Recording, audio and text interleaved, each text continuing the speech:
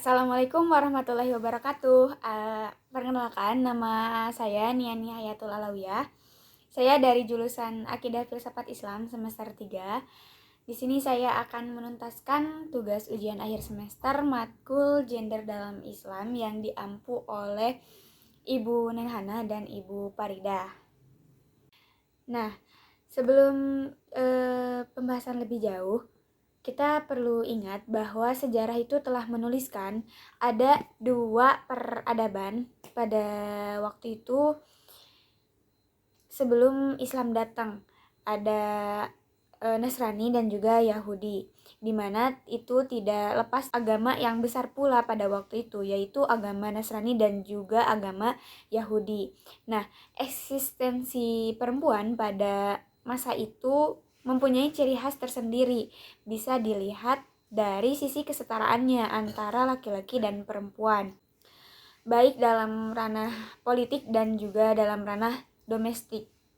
Masyarakat Yahudi dengan filsafatnya tidak memandang hak dan kewajiban perempuan itu sebagai sebuah topik yang dipermasalahkan.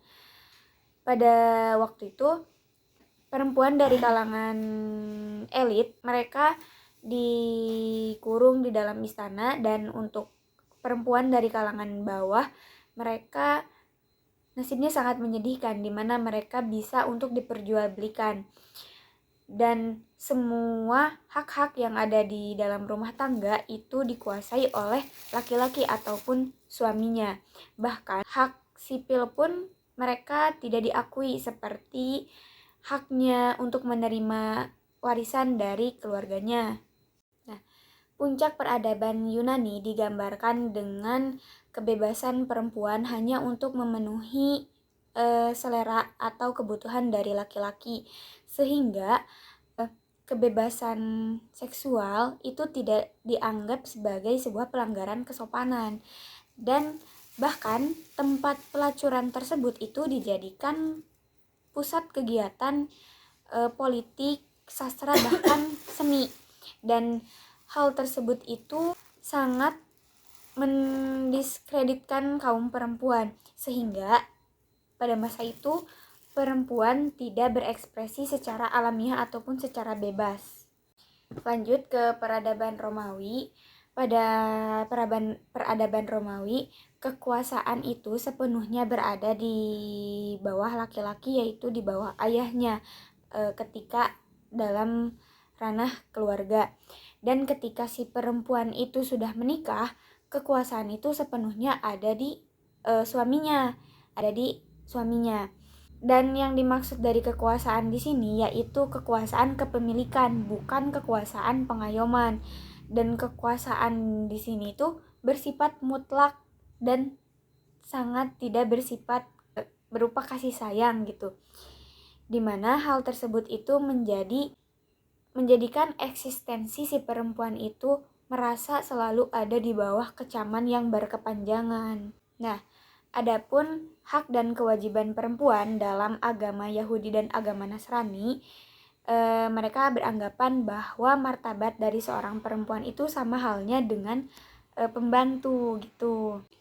Terus ajaran agama Nasrani itu menganggap bahwa status perempuan itu sebagai senjata iblis untuk menyesatkan manusia, dan perempuan itu dikategorikan sebagai anak di bawah umur dan dianggap sebagai orang gila yang tidak mempunyai hak penuh dalam publik gitu.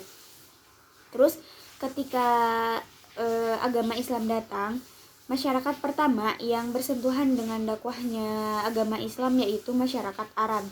Kedudukan perempuan di masyarakat ini dapat tergambar dari sikap umum masyarakatnya, di mana ketika mereka melahirkan seorang anak perempuan, mereka tidak merasa bangga atas kelahiran anak perempuan tersebut. Bahkan ada yang sampai mengubur anak perempuan yang baru lahir itu secara hidup-hidup gitu. Dan hukum jahiliyah pada waktu itu tidak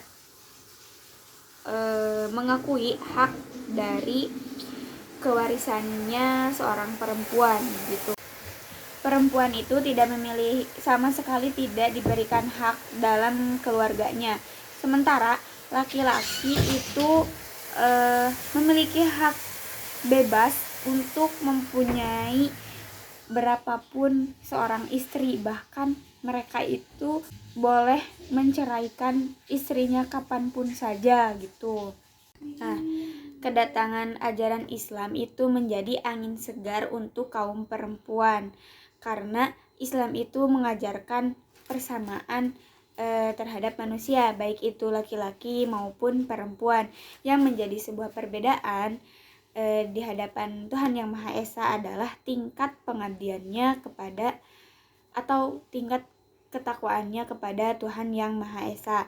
Hal ini dapat dipahami lebih lanjut pada firman Allah Subhanahu wa taala dalam surat Al-Hujurat ayat 49 yang berbunyi sebagai berikut. A'udzu billahi minasyaitonir rajim. Bismillahirrahmanirrahim. Ya ayyuhan nasu inna khalaqnakum min dzakarin wa untha wa ja'alnakum syu'uban wa qabaila lita'arafu inna akramakum indallahi atqakum innallaha alimun khabir. Shadaqallahul azim. Yang artinya, hai manusia, sesungguhnya kami menciptakan kamu dari seorang laki-laki dan seorang perempuan yang menjadikan kamu berbangsa-bangsa dan bersuku-suku supaya kamu saling kenal mengenal. Sesungguhnya orang yang paling mulia di antara kamu di sisi Allah ialah orang yang paling takwa di antara kamu. Sesungguhnya Allah lah Maha mengetahui dan Allah lah lagi Maha mengenal.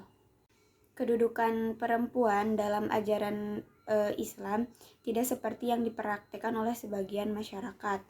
Ajaran Islam pada hakikatnya memberikan perhatian yang sangat besar serta kedudukan yang sangat terhormat bagi perempuan. Oleh karena itu, mulailah muncul gerakan-gerakan yang menyuarakan untuk